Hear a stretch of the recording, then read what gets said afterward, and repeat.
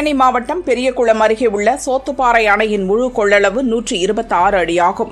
இந்த அணை பெரியகுளம் மற்றும் சுற்றுவட்டார பகுதிகளுக்கு குடிநீர் மற்றும் விவசாய தேவைகளின் முக்கிய ஆதாரமாக விளங்குகிறது. அணையின் நீர்பிடிப்பு பகுதிகளில் பெய்த கனமழையால் நீர்வரத்து அதிகரித்தது. 86 அடியிலிருந்து 102 அடியாக உயர்ந்துள்ளது. நீர்மட்டம் ஒரே நாளில் 16 அடி உயர்ந்தது விவசாயிகளை மகிழ்ச்சியில் ஆழ்த்தியுள்ளது. தற்போது அணைக்கு நீர்வரத்து வினாடிக்கு 80 கன அடியாக உள்ளது.